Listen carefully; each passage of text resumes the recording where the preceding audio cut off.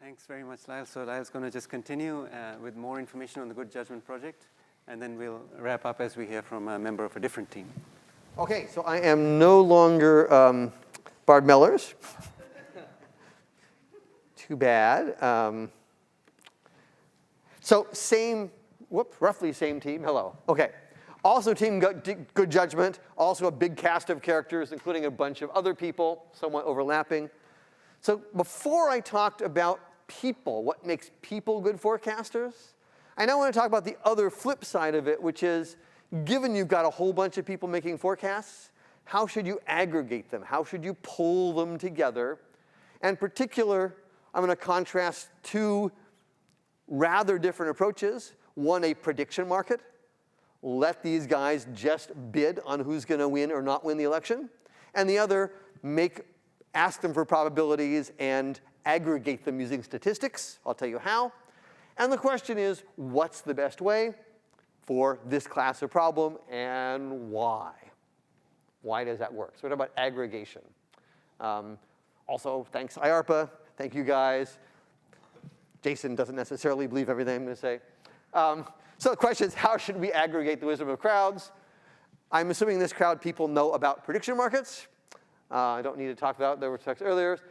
The other option is to take a whole bunch of people, collect probability assessments, and average them in some fashion. Averaging, like adding them up together and dividing by the number, is really bad, but there are better ways to do that. I want to compare these and see how they work. And this is, as far as I know, the first really large-scale comparison where we randomly assign people to prediction markets versus opinion polls. They're exactly the same set of people. Forget the supers. These are all random assignments, same people there. Similar incentive structure. We tried to control as much as possible. Exact same questions being answered. Same Breyer scores used for evaluation. And these are problems that are, again, predicting the future, not sort of estimating how tall Kilimanjaro is or what the population of Ireland is, which is often done because it's easier to do. So these, I think, are nice. I'm very pleased that we could do this study. Okay, so what's our design? We have two markets of 300 people each. We have 600 people making forecasts all by themselves. And we have 40 teams of roughly 15 people working on the team setting I described before. So 600 people in each condition. So it's a fair, equally sized crowds. And the question is, who do you want to use, right? Jason will buy you 600 people, but not 1,800. What will you do with them? Oh, come on, these cost money. There's a limited number of people, right? One way to view these is some level of how much cooperation there is. So certainly the teams have more sharing of information, working together than individual people. Arguably, markets are more on the competition side. It's a zero-sum game.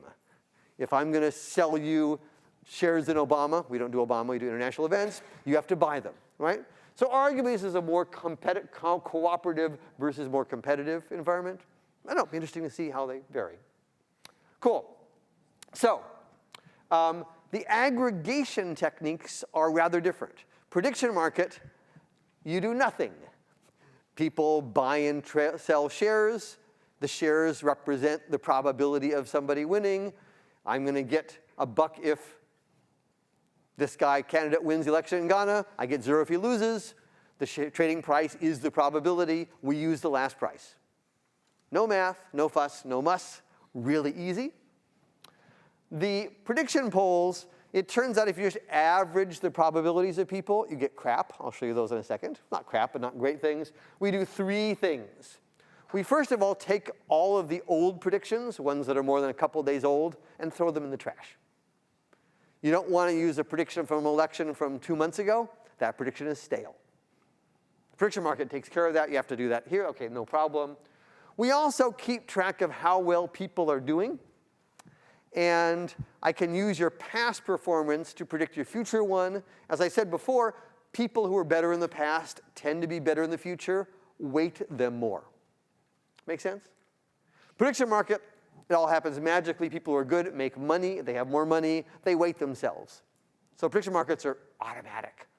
But we give more weight to people who historically have performed better. Finally, it turns out that when you combine a bunch of probabilities, what we do is average not the probabilities, but average the log odds. If you average them, you get a result that's too close to 0.5.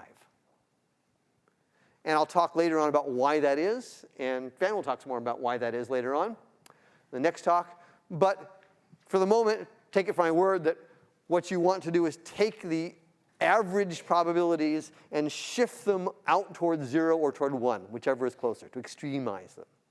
That makes sense? If not why, at least that I'm doing it. If the overall average is 0.7, we say, great, make it 0.8. If the overall average is 0.2, we say, great, make it 0.1.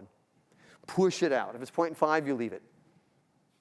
So what we can do is take the prediction poll probabilities, weight them by how well people have performed in the past, shrink them or extend them, extremize them out, and take the average of log odds. There's a couple of parameters, how much history to keep, but basically 2 days, and how much to extremize, fit those on the past, so we don't cheat. Don't look at the future. So how well do these work?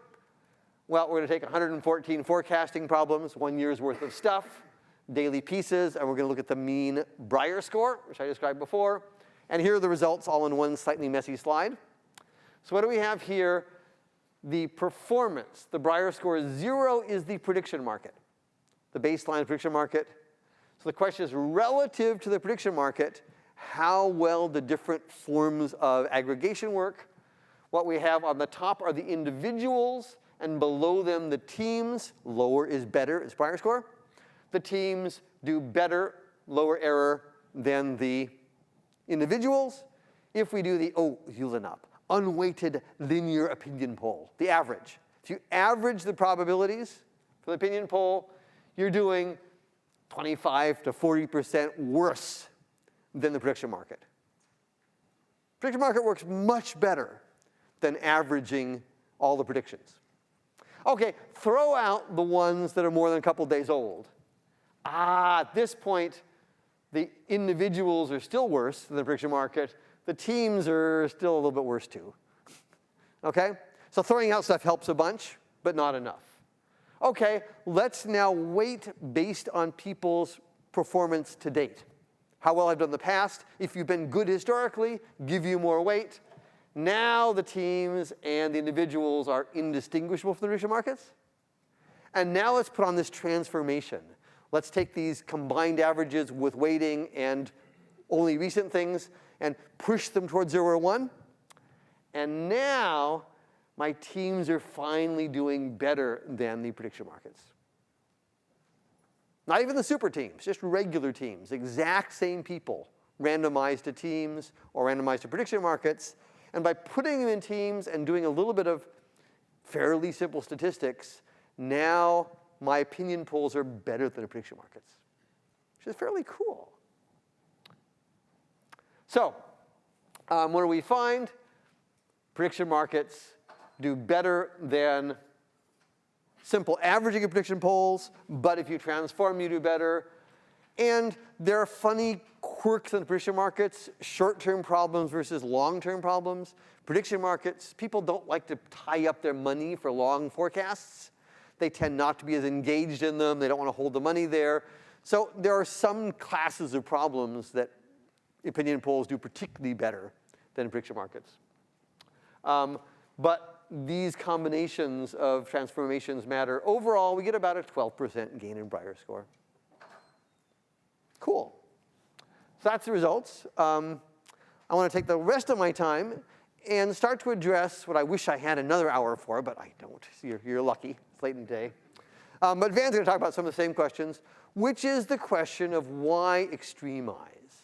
And it's one that has, I think, very interesting theory, and I wish there's very gorgeous math, which I will not show you.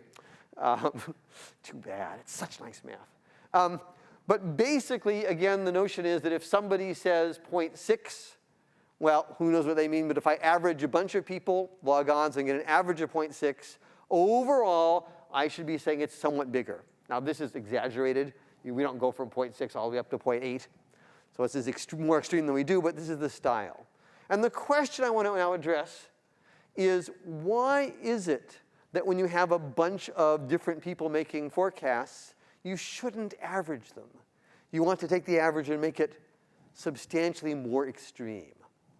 And to do this, I want to steal and draw on a very nice set of work by Hong and Page, Scott Page, who has what he calls distinguish between interpreted and generated signals. I'm not sure if the terms are helpful, but the concepts are brilliantly good. In classical statistics, you think of making a repeated measurement. You've got a thermometer, you measure, you measure, you measure. There's noise. What do? You measure things 20 times and average the 20 measurements, and you get a better estimate. And in some sense, all of statistics is averaging to get rid of noise. I'm a statistician, right? I do lots of averaging. Sometimes you call it machine learning. But very fancier. You get paid more if you call it machine learning. Really bigger grants for sure. Okay. So most of what machine learning and statistics does assumes you have a bunch of measurements with noise, and you want to average out the noise. But that's not what the forecasts look like. That's not what the predictions look like. I think the way the predictions look at is that each of our forecasters has access to some subset of the knowledge. Some of them read the New York Times. Some of them read the Russian newspapers in Russian. Some of them have some knowledge of political theory. Some of them don't. They look different. They're diverse in their knowledge and their theories. I'm going to throw that all together in their knowledge. Here's the little graphical information bar is that there's a full set of knowledge, and expert 1 knows this chunk of it, and one little piece there. Expert 2 knows that chunk of knowledge. Expert 3 knows. Each person knows some different knowledge. In a world where people have different sets of knowledge, averaging is wrong. So let's think about the case that there's an election in Ghana, and I have a good feeling of the polls, and I think the government will lose the election probably by 5 percentage points. You know that there's a coup being planted, and there's a high chance of their being deposed by violent force. We both think there's a 40% chance of their being reelected, being in power in a year, but from different causes of failure. Should we average the 0.4s? Their chance of being in power is probably more like 0.2, right? Either independent event could cause them to not be there, either the coup or losing the election. Well, assuming they actually let the election stand, that's a different question. So each different cause of information bumps up the information further one way or the other, but on average tends to push it farther. So in a world, this is the interpreted world, in a world where different predictors or forecasters have different subsets of the information, one wants to do something, well, in the extreme, add together the probabilities, or multiply them, combine them, extremize them in some form. This is a subtle point, but I think a really interesting one. Having spent decades averaging numbers, I'm now told, I'm now saying don't average them. Use what we proposed, a partial information model that says characterize how much information overlap there is between different forecasters and how good it is if you can characterize that, but at least some degree of overlap. And that then leads to a bunch of cool math that says how much you should extremize. I'm not going to go through any of the math because it's way late. Except to note that different patterns of information overlap lead to different amounts of extremization when you should or should not extremize. And in particular, I think you'll hear next about voting. So one particular way that's a bizarre sort of way to extremize is if you have 0.9, 0.4, 0.4, don't average the numbers, but let them vote. The 0.4s win. Vote for being unlikely to happen. And under certain conditions of information overlap, we can show that's an extremely good procedure. Under other conditions of information overlap, it's a very bad one. If we all have roughly the same information, then you're going to do a more sort of classic averaging. If we have very different, non-overlapping information, it's close to adding. There are ones in between that lead to voting. So by formally characterizing the degree of information overlap, one can come up with a whole bunch of different algorithms. And we've pushed back our problem of how much to extremize or whether or not to vote to understanding the nature of shared information across the different forecasters, which I think is cool. Cool. So conclusions, what do we find? Team-based prediction polls, if you do the right sort of aggregation, work at least for our problems, better than prediction markets. If you're not going to do the right sort of aggregation, you should use the prediction markets. They're easy to set up. They do the aggregation for you. I've argued that the need for extremizing comes from this partial information overlap, the fact that people have access to different information. And I think the bottom line is things worked quite well. We did get really good results, both with the teams and the prediction markets and opinion polls. With that, I will stop and thank you.